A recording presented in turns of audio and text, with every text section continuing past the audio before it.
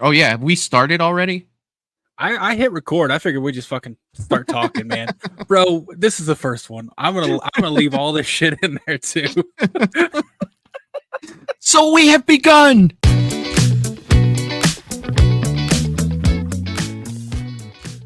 Just jump in, man. I'll be like, "What's up? I'm Eric. This is my buddy Michael."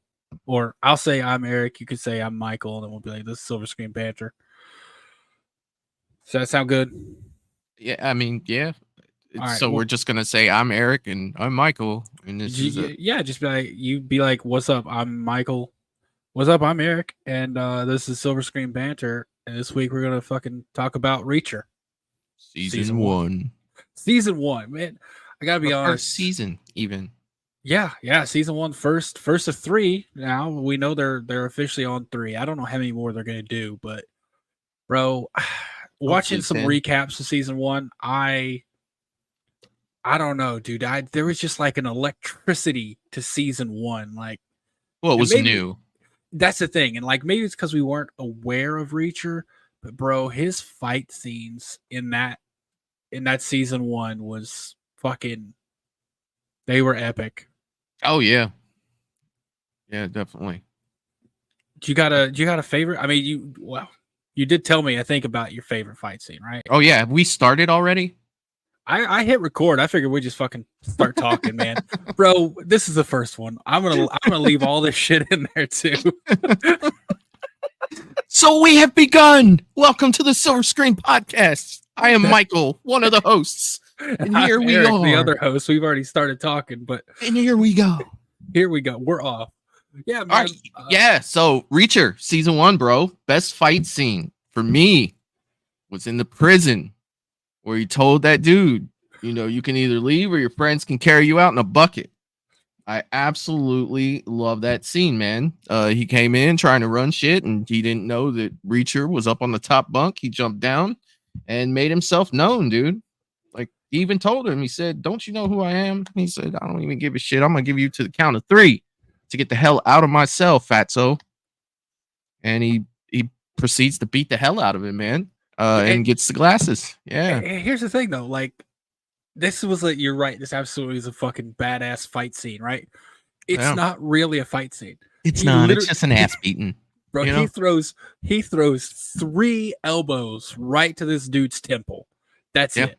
Or no, hold on. There was a headbutt, then 3 elbows. Yeah, bro. And he let it off with the headbutt there. Dude, he decimates that dude. And like the confidence and like the swagger behind the line, "I'm going to give you to the count of 3. You can leave or your friends can carry your fat ass out in a bucket." And yeah. Dude, when he said that, I'm like, oh my God, this is. I mean, he gave him those 3 elbows to the head and then he just let go of him. Dude drops to his knees and his head lands on the other, the bottom bunk and he's just out. Do you know what I think an underrated part of that scene is, though? When Reacher does jump off, instead of like immediately looking at I think there's like 3 guys who enter the cell, he actually looks at his cellmate. I forget the character's name, the one he's in there with. I think it was Paul. Yeah. Yeah, I think so. Yeah, it's yeah, I think it was Paul. Anyway, it's the finance guy who was like helping them. He looks at him like, "I'm gonna have to fucking defend you the entire time we're in here, aren't we?" Like, he just kind of looks at him like an older brother ashamed that his younger brother isn't standing up for himself. Like, if you watch the scene, like, look, when he jumps down, he looks back at him first like, "You little bitch." Like, I'm going to have to do everything in here. Like, he really is. And then they get out to the fucking yard. He gets out to the yard and the dude's sitting right next to him. He's like, "Get off my lap. I'm going to protect you. Just give me some space." He literally says, "Get out of my lap."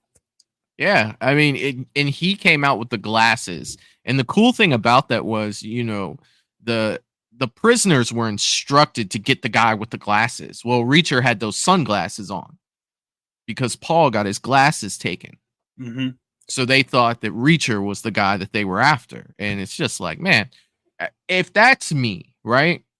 And I'm being told, get the guy with the glasses. And I see that big bastard with glasses on, I'm making a call back. Like, you sure? This guy's like 6'5", 285, and he just beat the shit out of one of the guys in like 2 seconds. Is this the guy we're talking about here? Yeah, I would definitely call back with some clarifying I questions. thought you said finance, motherfucker. Like, this is not finance. There's no way this dude runs. The only numbers this dude's counting is the fucking weights he's putting on the bar at the gym, or like, the bodies he's dropping in here. Like, seriously, dude. So I'm gonna be honest. I'm not too familiar with the books. I've never read any of them. Oh, I haven't either, man. Do you know what book the season 1 was based off of? I do not off the top of my head without looking in my computer. I mean, I can definitely bring that up because I think it's important, man. Yeah, that's something like I realized, and we talked about this a little bit before. I never watched, or I never read any of the books, but I don't even know what the movies are based on. Like, and I've watched both of the Tom Cruise movies, and I think that was important. Even Alan Richardson, obviously, who plays Reacher in the series, he acknowledges the importance of Tom Cruise doing those 2 movies, even though he doesn't fit like the physical profile of Reacher. Yeah, he doesn't fit how Reacher is described in the books. He brought eyes to the series. Like, if he hadn't made those movies, there's a good chance there never would have been a TV series based on it. So, truth. Yeah, Alan Richardson talks about it. The first book was Killing Floor.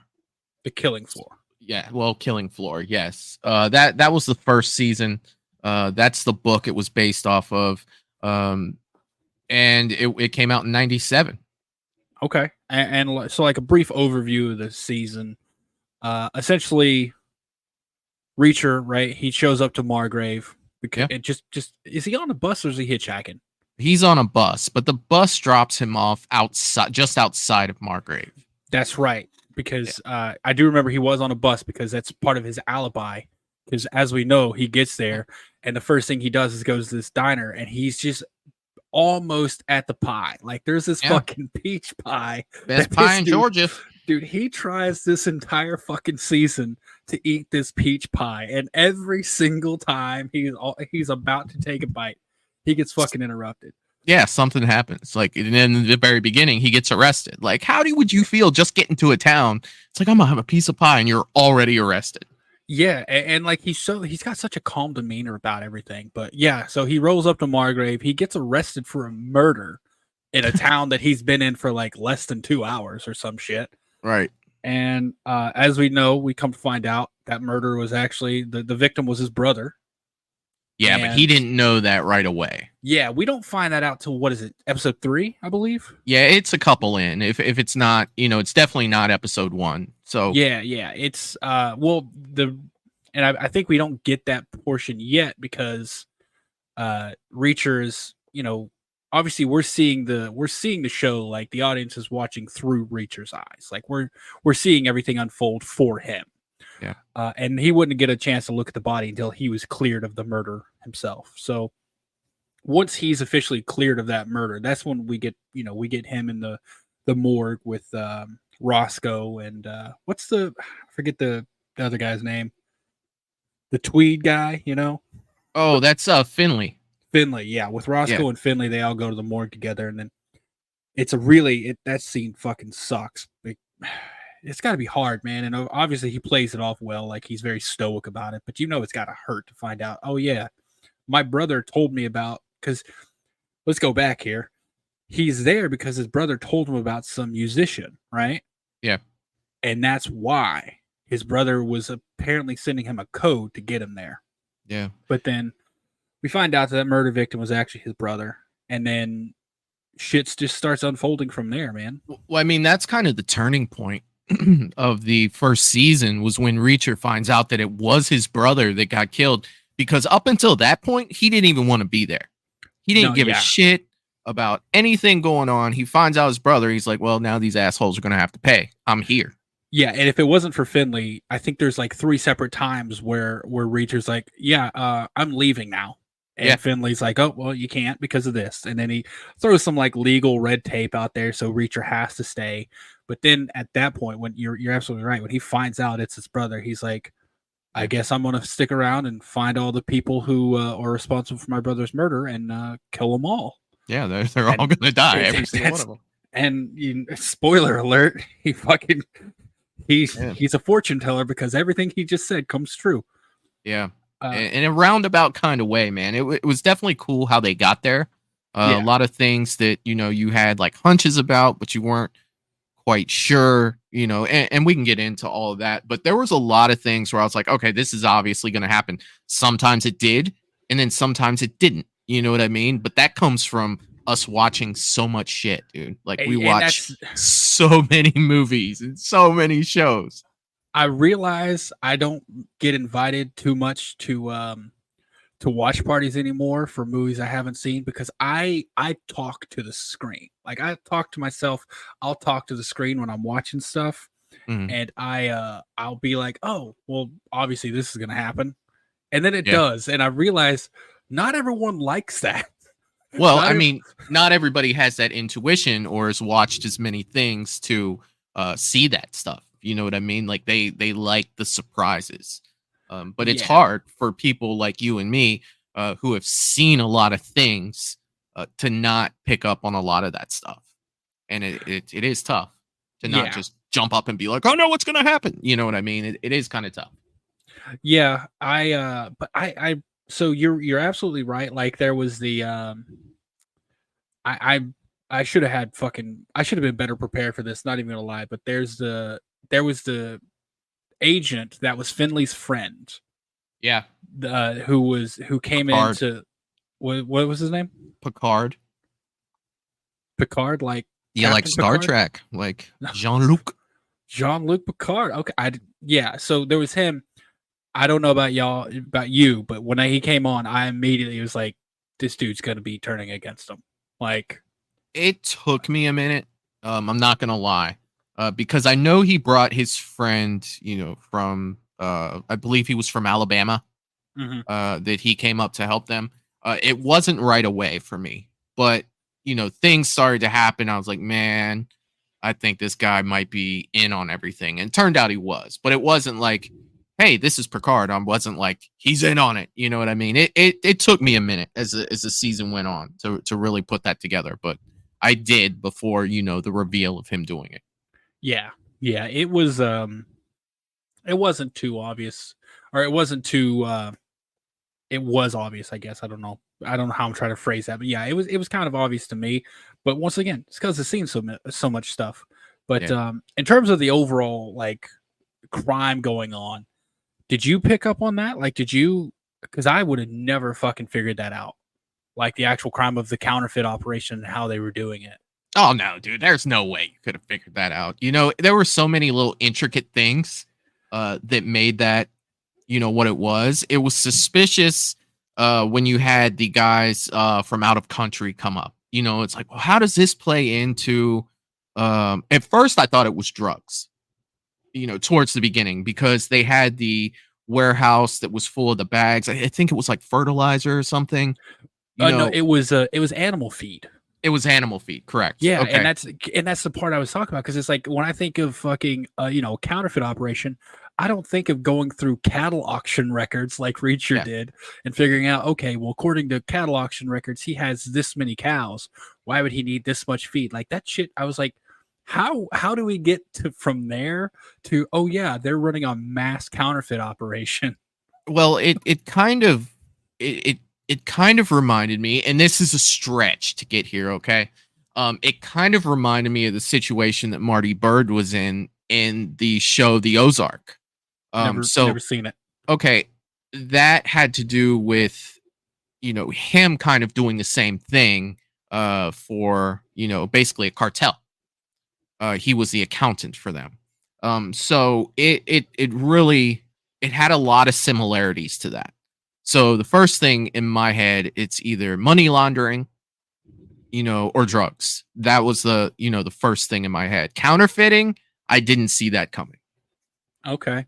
When they started talking, and the first idea that it was gonna be counterfeiting is obviously when Reacher talks to the office of I think it's like Office of Inspection or something, where Reacher's brother worked, and he was Homeland Security. Yeah, it was Homeland Security, but it was a specific like office within Homeland Security. But he talked to one of his brother's coworkers, and she said he headed up a counterfeit squad or something like that.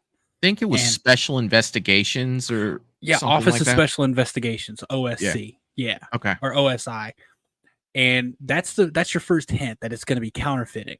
And then the hints kept coming, right? And that's the thing that I really loved about season 1 is like the hints kept coming and being dropped on how things were happening, but I still didn't put it together until Reacher laid it out for us. Because apparently what was happening, you had the one counterfeit expert talking about how making currency, the $100 bill is a holy grail. She says that exact line. The $100 bill is a holy grail. I think she says like over 80% of US currency is in $100 bills. And she points out that the real countermeasures, even though we have like the color prints and the strips and the watermarks, the real countermeasure is the paper. It's incredibly hard to make the paper. And that was your second clue. So you knew there was counterfeiting, you knew paper was going to be the issue. And like, even with those clues, I'm like, okay, so how does all this fit in? But then obviously once we get to the ending, we figure out what was going on. But we'll get to that in due time. I mean, man, I think this show, and especially season 1, we'll get to season 2 on another episode, but it blended so well because you did have that suspense. You had the mystery going the whole time, but you also had like some badass fight scenes sprinkled through. And you had like the love interest with Roscoe, which I don't know how I feel about that, man. Like Roscoe, first of all, Roscoe is played by Willa Fitzgerald, who I know from, and I don't know if you've ever watched this. Did you ever see the Scream TV show? No, I haven't. She's the main character in the first 2 seasons of the Scream TV show. Okay. And she plays like a high schooler. And that wasn't too long ago, and she looks the exact same, man. She still looks so young to me. And like seeing Reacher, this fucking, 6'5", 280-pound guy with like Willa Fitzgerald, I'm just like, man, one of these things is not like the other. Right. Yeah. I mean, I can see that. To me, I don't know. Like, young police officer, you go to police. I mean, it's not like she was, very high in the police, chain of command. So I mean, technically, when you graduate high school, you can technically go to police academy, and hop in there. It's not too terribly long. I mean, I'm no expert on, police academy, but I don't see it being like a 4-year deal. Yeah, I guess, man. I don't know. Like I said, she just, at least I feel like, and they're not portraying Reacher to be very old either, because I mean, in reality, Alan Ritchson's what? He's pushing 40, isn't he? Yeah, if he's not already in his 40s. He might already be in his 40s. He was born in 82, so shit. He's 42 already. Yeah. No, he's 41. He'll be 42 at the end of the year. And Willa Fitzgerald was born, hold on a second. She was born in 91, so she's almost 10 years younger than him. Right. But I mean, being born in 91, that makes her 33, about to turn 33. She just turned 33. Yeah. Because she was born January 17th. So she had a birthday not too long ago. But Reacher is, as we know, Alan Ritchson is 6'3", and she's 5'5". So that's very similar to me and my fiance, honestly. Because I'm 6'2", and a half on a good day, and then my fiance is like 5'5". So that's I don't know, like going back to the original point, man. When I see it, I was like, she just looks so young. Well, I mean, good for her. She's 33 and she looks young. Yeah. Like, well done. Well done. It's kind of crazy. She's playing a high school person at like 30. You know what I mean? Like, yeah. Jesus. I'm gonna be honest. I was a little sad we didn't see her in season 2, but I knew that's what it was gonna be. I knew it was gonna be like it's like a James Bond thing with Reacher. He's gonna have a new interest in every season. I'm fairly certain of that. Like it's, Rolling Stone. How's the saying go? Rolling Stone gathers no moss. I don't know. I never heard that. You never heard Rolling Stone gathers no moss? It's like, the more you keep moving, the less things are gonna stick to you. The less you pick up along the way. Oh, I gotcha. Yeah. I'm pretty sure that's the. I might just be talking out of my ass, but pretty sure it's Rolling Stone gathers no moss. All right. Or something like that. Yeah. Yeah. Rolling Stone gathers no moss. A person who does not settle in one place will not accumulate wealth or status or responsibilities. So, I mean, I'm not going to lie, and I don't want to jump ahead, but I was a big fan of, his love interest in season 2. I want to see where that goes, but, we'll get to that on another show. yeah, I was about to say, bro, I get it. She was more into it. Like, that's the thing. Well, and obviously you're right. We'll talk about that when we get there. But like when she came in and she's like, I've been shot at. We've had a stressful few days. Take your pants off. That's right. pretty much how it went down. Hoo-ah. Yeah. That's military right there, man. Hoo-ah. Yeah. Or in the Navy, we say hoo-yah. We got an H on there. Hoo-yah. Yeah, you do. Yeah. And then of course, I don't know what the fucking Air Force is, but then of course the Marines is the oorah with an R. Yeah. We all have our. I got to work with all blend. 4 branches, man, in Joint Task Force 3 years in a row. I got to work with all branches, and I even got to work with the Coast Guard when I was stationed in Fort Meade, Maryland. Yeah, so I got all 5 of us if you want to count the Coast Guard, which technically they're Department of Homeland Security. They're not Department of they're Department of Homeland Security, not Department of the Military. Coast Guard was our ride. They gave us rides in the little boats. That's all they did for us. Anyways, back to Reacher. Man, any other high points? Not including fight scenes, because obviously those are going to be high points. The mystery is what really, really got me in the first season. Yeah, I mean, excluding fight scenes, and that's kind of hard to do. I really dug where Reacher and Finley started and where they ended up. I thought it was a great story. I thought it was a lot of character development between the two of them. You've got to see them go from hating each other to becoming really good friends. And there were a lot of bumps along the way and a lot of things to happen throughout the season. But you could tell, when the season had ended, that they had a great respect for each other. Yeah, I was gonna say I don't know if I would really classify them as great friends by the end of the season, but I would 100% classify them as having a mutual respect. I mean, and Finley, he was a certain way, but Finley, he had a sad story throughout this season, man. Like it was kind of, he was so hard. He had that hard exterior, and he made you think like, I'm just an asshole. But, as the season goes on, you get to know the character of Finley. You kind of see, where he's coming from. Oh yeah, and there is that scene where Reacher kind of analyzes Finley and like breaks it down, like, oh, you went here, you wear this suit because you went here, and you act this way because you think you're better than these people, and you quit smoking, and he just breaks down in like a Sherlock Holmes kind of way, everything he thinks he knows about Finley, and then Finley is one thing I really appreciated is Finley didn't correct him. Because, speaking of sad story, I think we are going to talk spoilers here. Season 1's been out for a while. Yeah, if you haven't watched by now, this is your fault. But one of the things Reacher points out is, something about the wedding ring and fidgeting with it.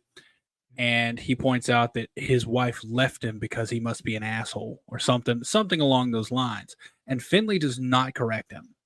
But then later in the season, we find out, and back it up really quick, we see Finley several times throughout the season calling his wife and listening to her voicemail. Yeah. And like leaving voicemail. He doesn't really leave voicemails, but you find out later in the season that that's not actually true. Finley's wife passed away. Yeah, he never turned off her phone, man. He wanted that recording. Brings that up. He's like, I find myself paying for an extra phone line just to keep her voicemail active, so I can hear her voice. And that was one of the most devastating things. Yeah. Like, dude, that's so heartbreaking to see. And that really does give a depth to this character. And that's another thing they do really well. They make these characters memorable. And obviously I've forgotten names of characters, but that's not the significant part. The significant part is the personality and the traits of the characters, and all of them have memorable qualities. Even though like the main bad guy's little fucking cousin who's like tweaked out, remember outside the barbershop? Yeah. Like that little dude, the one thing I'll say, he's dumb as a fucking bag of rocks, but he had balls because he was really willing to jump up and fight Reacher, even though Reacher was like double his size. Yeah. Yeah, I mean, how are you going to win this fight, buddy? It's like kind of like the Scrappy-Doo complex. You know what I mean? Let me at him. Exactly. And that's the feeling I got with that character. And you know what? I'm not gonna. I think those people actually exist, and I don't think it actually. I know they do because I have an uncle who's particularly that way. He is a rather small individual. However, he would his thing. He would always say, "I may not win the fight, but they're gonna know I was there." and that's what it's about for him. It's like I'm not gonna back down. I may not win, but they're gonna know I was there. And that's kind of the feeling I got from that guy. But one thing I'll say that I found a bit underwhelming, and you may not agree, but the actual villain himself, I want to say his name was like RJ or something like that, who we find out is the ultimate. I found him a bit underwhelming. I would have loved to have seen a more kind of knockdown, drag out fight between him and Reacher. Yeah, I mean that's kind of hard to do with who Reacher is. He's so fucking big. Right. So it's almost like you have to psychologically beat Reacher, because you're not going to outmuscle this guy. So I don't have an issue with, granted, this guy doesn't check all those boxes, but I feel like a villain to beat Reacher would have to outsmart Reacher. But not only is Reacher big and can fight, he's very intelligent, like very, very intelligent. He's not a big dumb oof. You know what I mean? Like he's got a lot of experience, he's well educated. You could definitely tell by, all the things that he puts together. And you find out some of the reasons why, moving forward with the story as we get into the second season, because when season 1 came out, we knew he was ex-military. We got a couple flashbacks of military stuff. If you remember that, I think it was RJ. Was that his name? Yeah, that's the main villain who you find out. Yeah, it's RJ. He's trying to put a he's trying to what would be the right word? Well, get under his skin, and not only that, but like with the rest of the town, that he's trying to trash the character of Reacher. I'm sorry, it's not RJ, it's KJ. Okay, KJ. He because it was Kiner Jr. is what it was. Yeah. So he's trying to trash his his status with the family. Yes, his reputation by saying he killed people in, I think it was Afghanistan, and he got away with it because of his military friends. But not really going into detail on what happened. So we kind of got the flashback, later on when he's talking to Roscoe, when she asked him, hey, what happened in Afghanistan? And, he gives her the story about these kids being abused, and they wouldn't turn themselves in. So he ended them. You know what I mean? They were abusing kids. So that kind of plays into, a little bit of Reacher just not talking about it, but yet KJ, finds out, the bare minimum, like Reacher killed people and he covered it up, trying to ruin his reputation throughout the town. And it's just like, it's not, you're right. The villain is underwhelming, 100%, in my opinion. He is. He reminds me a little bit of almost like a Johnny from Karate Kid. Me and Johnny, like, sweep the leg. Yeah, like I kind of got that feeling from him. He kind of has that look too, actually. He kind of has a look, man. I don't know. KJ was he just didn't seem as. It's hard because, and you're absolutely right, and it's why I think a successful standalone Hulk movie is always going to be hard, because there's not much that is menacing in the face of the Hulk. And I don't think there's anything that really intimidates Reacher. But the scene you're talking about where KJ does rattle off those charges against him, that's the first time in the series, in the first season, where you see Reacher actually kind of realize that these aren't just like small town people who don't know what they're doing. Like the look on his face was like, okay, at the very least, he can find out information. Yeah. I don't think he was scared, but he was able to find out information. And I think that put a little bit of just, I don't know how to explain it. Not worry, but realization on his face. Yeah. I mean, you said it 100%, man. And that's a very good point about talking about like him being the Hulk. You know, there's not a lot of things that can beat him. So, I mean, it comes back to like, I feel like the strongest superheroes, if you compare this to comic books, and it's really not that far off, right? It's not. Or You Sherlock look- Holmes. Yeah. You know, you look at the strongest of villains that superheroes fight are always the evil genius. You know, the people that can hurt you without hurting you. The reason Superman has the reason Superman is Clark Kent and not just, you know, Superman all the time, because they will use the people you care about to hurt you, you know, and that's a little bit of what they did in this. You know, they had Roscoe. Now, granted, they also had Paul's family, you know, do this or else type scenario. And when you get characters like Reacher or, you know, Superman or any of the other superheroes, they will use the people you care about to hurt you. Quote Jor-El from the original Superman in 1978, I want to say, or was it 77? Either one. You know, that was one of the things that Jor-El told Superman. You have to keep your identity a secret because they will use the people you care about to hurt you. Yeah. So there's always a way. Yeah, I don't know. I guess I'm just looking for, because, and it is displayed, to go back to your point before I make mine, it is very well displayed of Reacher's intellect and his deductive reasoning skills. All of that is displayed, but the main thing you see every time is how just menacing physically Reacher is. And it's always for me going to be a tiny bit underwhelming if we don't see someone physically challenging him. Yeah. And I don't think we have. Even the fucking in both the prison fight scenes. I mean, the first one he only really fought one guy, but when we got down to the showers, bro, he fought what, 5 or 6 people? Yeah, it was quite a few. And dude, when he stepped on that dude's ankle and you saw it twist and turn into a fucking candy cane shape, I'm like, oh my God. You know how I am with like Achilles tendons and ankles and stuff like that from our other shows. You know, it's just like, that's what gets me, man. It's just like, oh my God. And like, the cut off sound my design. head. Don't break my tear my Achilles tendon. Like, he got like 3 knuckles deep in that dude's eye socket too. Like, yeah. You see him grab the one, all of a sudden his fucking thumb has disappeared into this dude's eye socket. Yeah. And it was, man, and that's going back to what you originally said about the guy with the glasses.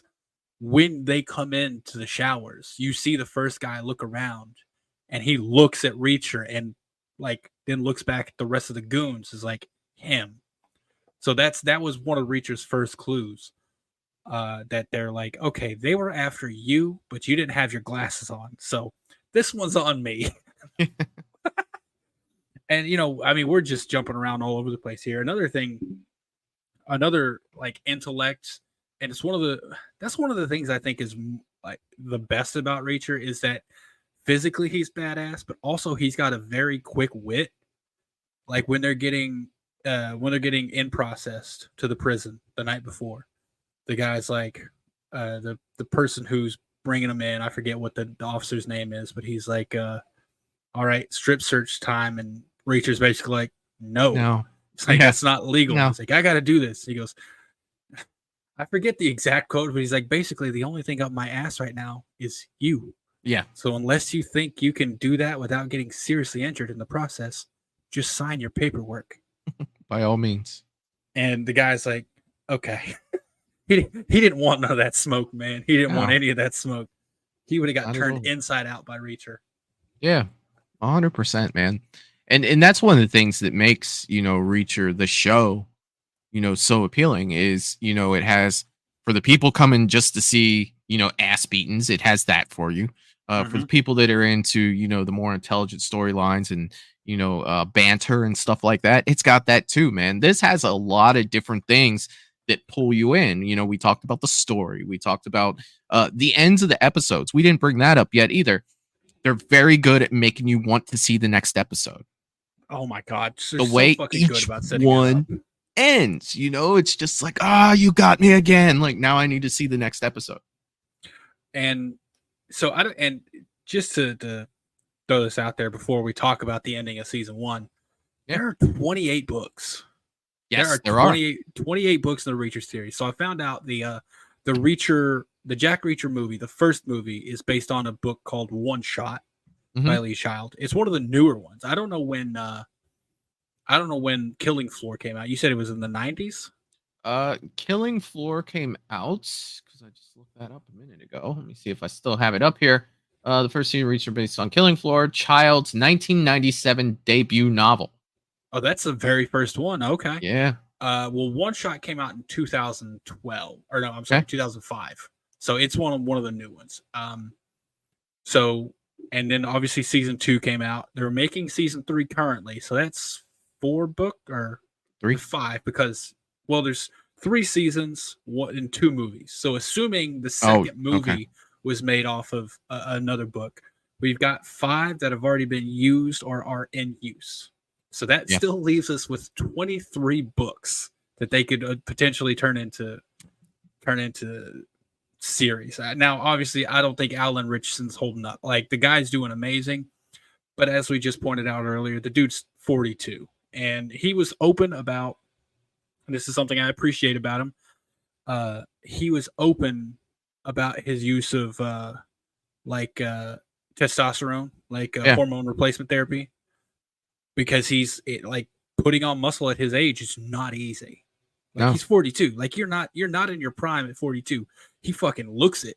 Like, when you see him in season 1 and season 2, like, somehow in season 2 he's fucking bigger. He put on 30 pounds for season 2. Like 30 more pounds. And dude, he's fucking. But I appreciate that he was. I think it was on the Rich Eisen show. He said in the first season he did it by himself. Like, it was hard, but he went. He did it natural, clean.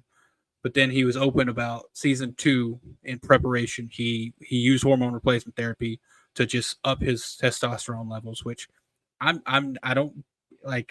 not holding that against him, man. At 42, you need that. But with that, if he's already using that for season 2, I don't know how many seasons we're getting out of the guy, because if you figure a year to do a season, by the time he gets through season 5, he'll be 43 by the time season 3 is done filming. So he'll be 45 by the time season 5 is done filming, if they do a season per year. Yeah, I mean, Stallone's still making the Expendables, and he's like 70. Look at Stallone's movements, bro. Watch. There's a big difference between 70 and like 48. Yeah, still, man. I don't think he's gonna be able to put it on like that without like risking injuring himself. Like, look at The Rock. The Rock, 50 something. He's in his 50s, yeah, but like he has to do that literally every day to maintain that. Well, I guess it depends on how much Alan wants to do Reacher. Yeah. I'm not wishing ill will on anyone. If he can do it, I say go get that bread, man. I got no problem with a squirrel getting a nut, okay? Well, there's a lot of material. Like, that's the thing Reacher has, is there's no shortage of material, as we just talked about. And you know what? To be frank, they can, if he's wearing long sleeves, bro, they can use a bodysuit. Like, I don't even care. Like, if he can only maintain that for like 3-4 weeks, do all your shirtless scenes then, and fucking the rest of the time throw on some. It's cupcake time. I filmed all my topless scenes. Did you? So in season, was it 2 or season 2 of The Boys, when Jensen Ackles shows up as what's the Soldier Boy? Yeah, Soldier Boy. Did you see any of the interviews? I did, dude. Like he worked his ass off, dude, to get in shape. And then they ended up giving him a padded suit, and they all laughed about it. Like, he was talking about meeting Anthony Starr and everything, and like meeting the cast, and he got really big. And he goes, and then Anthony leans forward, he goes, "Why didn't you just tell him to put muscles in the suit, bro?" Yeah, he's like, "I've never been more deflated in my life." Oh, dude, and I'm not gonna lie. If that's what it takes, like I don't think Richardson is gonna lose the demeanor of Reacher. You know, like he'll be able to act it even when he's 60s. But just the ability to pack on that muscle and keep it on for the extended amount of time to film the show. Yeah. So yeah, man, film all your shirtless scenes like in the first 2-3 weeks, and you slowly wean off. That's what the fucking superheroes do. Like when Captain America, he talks about it. He's like, yeah, you know, you try to schedule all your shirtless and like muscle scenes toward the beginning, and then once you're done, you just slowly start tapering off. Yeah. So with that out of the way, like I said, back to the original point, man, I don't see too many seasons of this for him. Just not because of dedication, not because of ability, just it's got to weigh on your body so hard to be able to do that, right? Yeah, I mean, yeah, you would think. I mean, who knows, man? The amount that they have, increased with science and things like that. Who knows, man? Who knows what they're going to come out with next year? And you know what? That's fair. He might do it. If he does, I'll be fucking watching every season. Like I'm not gonna not turn it on. So 100%. But with that out, just what if you had to guess? If you had to say like how long you wanted it to run, so not probably till he's 50. You know what 50? I mean? I think 50 is a good age to be like, this is the last season. A lot of your great shows, they'll run about 8 seasons. That's typically anything after 8 is usually like, what are we doing here? Wait a minute. Don't you love Supernatural? I do, and that's an exception to the rule. Now, didn't that go like 15 all things seasons? have exceptions. You know what I mean? They all have exceptions. They do. But most things, like you look at shows like The Flash. Like The Flash ran 8 seasons. Arrow ran 8 seasons.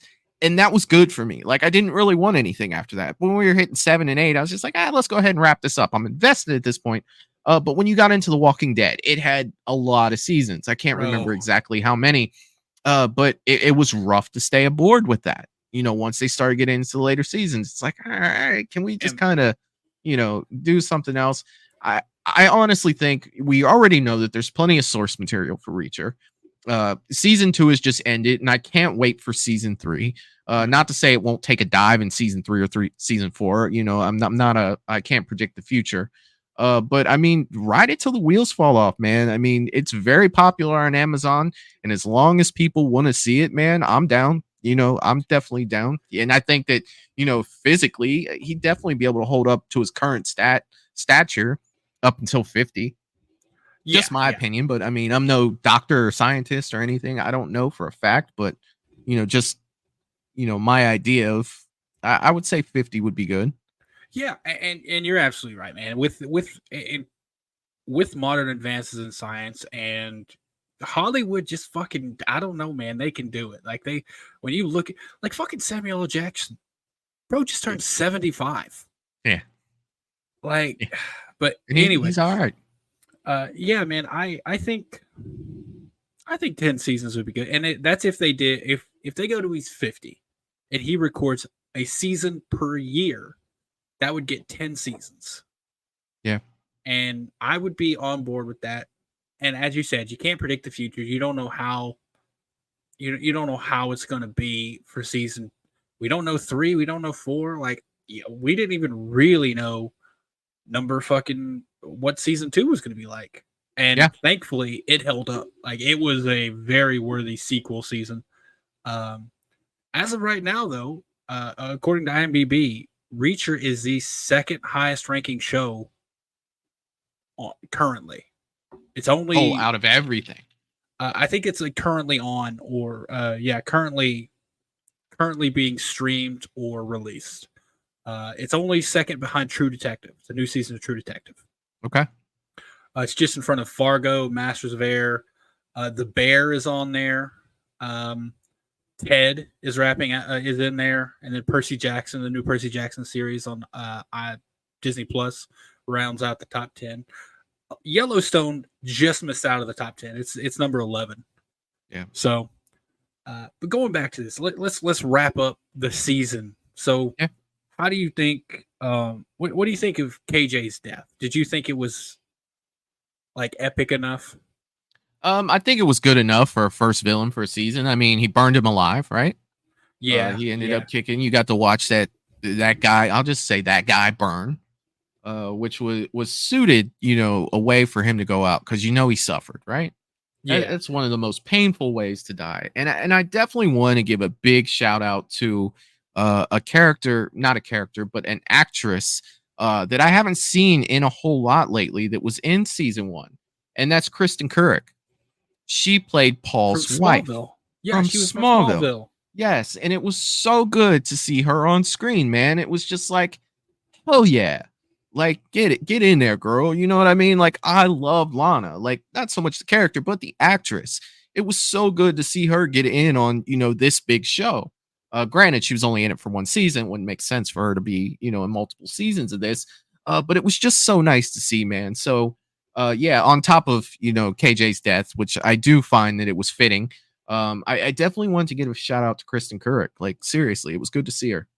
Yeah. And to go back, we never really fully fleshed out the counterfeiting ring. So what was happening was they were bringing in with the difficult part about counterfeiting being the paper. What they found out is there was this chemical that they devised to erase all the marking and the ink off of existing bills, because all the United States bills are the same size. So if they were to bring in a whole truckload of $1 bills, they devised a chemical to erase all the ink, and then they could reprint them to be 100s. So you got your paper sorted out. And what happened, the finale, the ending was Reacher submerged KJ's head like he was going to drown him in this fucking chemical as the warehouse is on fire. And then I think he like headbutts Reacher backwards or like elbows him or something. And then Reacher just kind of throws him like a rag doll. And that chemical must be flammable because he goes up like a fucking tiki torch. Yeah. And the feed comes into play. Reacher uses an analogy of like why you use kitty litter. There's a chemical in like cat litter that they use to soak up spills and oil and stuff like that, and that's the same thing that was in the animal feed they were buying, and they were using that chemical to dry out the bills. So that was the whole like crime plot that was going on, and obviously Reacher's brother was getting really close to figuring it out. And that's why they killed him. And KJ admits to killing his brother, which, man, it worked out. Like, I just wanted, obviously, Reacher's the main character, but I'm just imagining his brother is also as badass as he is. Yeah. So, but, yeah. So KJ admits to killing his brother, and it does line up. They talked about Reacher, when he analyzes the scene, he points out that there are like 2 people at least, and those people match up to KJ, and KJ's fucking, he's a cousin, right? The tweaker he's supposed to be or something like that. I believe so. Yeah. And he's the sporadic one, or erratic rather. And because Reacher points out that it's got to be these, like at least 2 people of these personality types. And he's spot on. So, yeah. And that's, that's how the season ends. Well, it's not fully how the season ends. Yeah, and I mean a couple other things too that we passed over that I definitely want to do is getting introduced to the character of Neely. Like I really like that character of Neely. She's a badass. Yeah, she's freaking awesome, dude. Like Neely is definitely somebody that you would want on your team, and I find her relationship with Reacher interesting. From season 1, I find it very interesting. Because we don't know all the background. Back. Yeah. She is in, spoiler alert, she is in season 2. And it kind of goes into more depth in season 2 about the relationship. And it's not, what you would think it would be with these two. It's a little different. And Neely to me was a great add-on, because she was basically added on toward the end of the season. Reacher needed some help, and when Reacher needs help, who does he call? He calls Neely. And that's one thing I'll say about part 1 or season 1 versus season 2. And obviously next episode we're going to get into season 2. Season 1 is the introduction to the characters. You really learn about the characters in season 2. Like you learn more about, you get so much more backstory between Reacher, backstory of Reacher, of Neely, of the whole group. And obviously, we'll find out more about that next week when we do season 2. But yeah, season 1 is an introduction to the character, and season 2 you learn about the character. But yeah, man, Neely comes in, and just from the get-go, you can tell she's like a ride or die. Oh, she's yeah, like, oh, 100%. You need me? I'm gonna be there.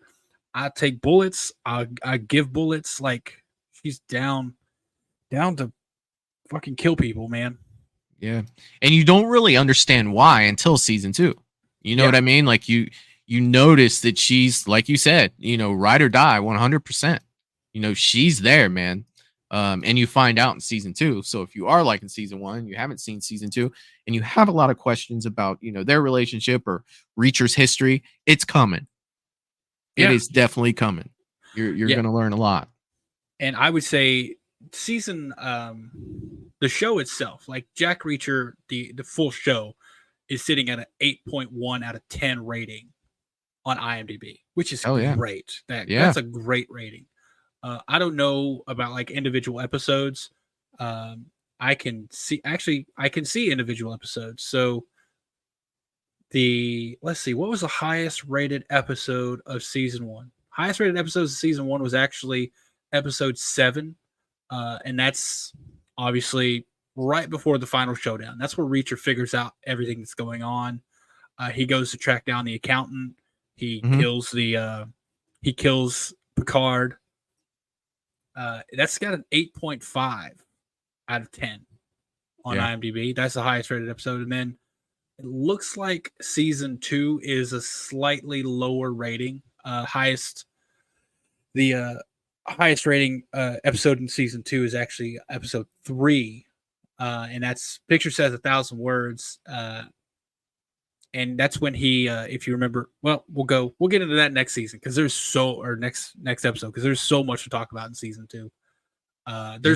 Man, I gotta admit, there's more characters I like in season 2. And when we talk about not knowing, like being able to guess something, I had a suspicion the whole time, and I'm so fucking glad I was wrong. Because if it would have came true, I'd have been so sad. Yeah. Yeah, I think I know what you're talking about too. And we'll definitely touch on that next week. But I think we're gonna wrap it up here. Actually, you know what? Before we do, the actual ending of the show, how did you feel about the real ending with Roscoe and Reacher sitting on the steps of that gazebo? Like, were you a little hopeful that Reacher's not gonna change? Like, he's not gonna change and stick around. Right. But like, for Roscoe's sake, I was like, man, she's a good woman. Like, yeah, but Roscoe's home was Margrave. Like he gave her a great idea. Like, this town needs a mayor that cares about this freaking town. So Reacher's definitely not one to stay around. And they knew it was goodbye at that point, man. And I really did like it. I did. I don't feel like at this point in Reacher's character development that he's a happily ever after type of character. I'm going to be honest, I don't think he's ever going to be a happily ever after character. And I mean, I just don't, man. I mean, he's so nonchalant about, the love he has for his people. That he has love for the people that are around him. He does. But at the same time, he's just one of those guys that's by himself. And I mean, something else that, we kind of brushed over, but we didn't really get into too much. And I'm not going to dive too deep into it. But one of the reasons why he, wanted to stay there, yes, the main reason, his brother, right? But we didn't touch on the fact that he currently, at that point, was not getting along with his brother when his brother died. Yeah, they were kind of at a tiff, and anything like that when someone goes, man, and you're on bad terms with them, that's got to make you feel even worse. Yeah, especially family, bro. And there's so many quotes out there and sayings about like never go to sleep angry and stuff like that because you don't know you're gonna wake up, and it's fucking true. It is. Like you never know if you're gonna get the chance to say I love you to the people you love, and this is a real serious ending here for this, but you don't, and that's why you got to take. And Ricky Gervais has a great quote about this, or a great saying in one of the shows he's on. And well-known atheist Ricky Gervais, but he says something about and this is going to be paraphrasing, of course. But he's like, life is special because you don't get to do it over. One of these days, you're gonna eat your last meal, you're gonna hug your best friend for the last time, and you may not know it's the last time. So cherish it every time. Yeah. And that's really the situation that Reacher finds himself in when he was arguing with his brother, and he never got a chance to, not that he would openly say I love you to his brother, because Reacher seems like the strong silent type. Yeah. But everyone, even strong silent types, have their way of showing their love. And Reacher, his brother died without him getting a chance to express that in any way. And you're right, man. That's shitty. That's so shitty. Yeah, it is. It really is, man. Man, that's a dark turn for the end of the episode. It is too, but when we talked about the episode, he avenged his brother. Yeah. But then again, that kind of builds into, some of the sadness with the character. Mm-hmm. We'll touch on that in season 2, because it dives into it a little more, but you do realize that Reacher is a loner.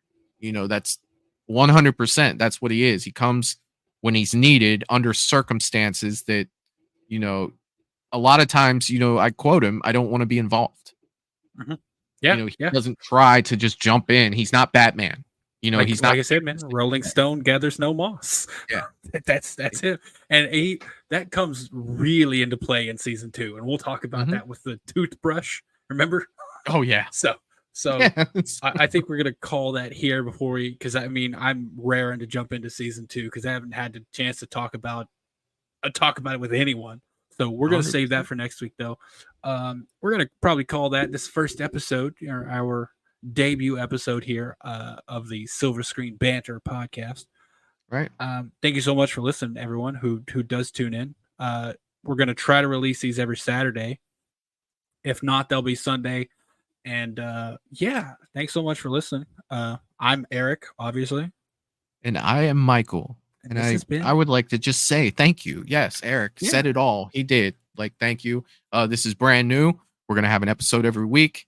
And I couldn't be more excited about it. And this was great. Yeah, man. Talking about stuff outside of horror, which if you know us from our other channels, you'll know we do strictly horror over there. And this is our chance to talk about everything and anything we want to outside of horror. So with that, thank you again for tuning into our first episode. Hopefully you like it. If you do, make sure to subscribe. You can find this on all your podcast platforms. And we'll see you on the next one. All right. Take care. Later.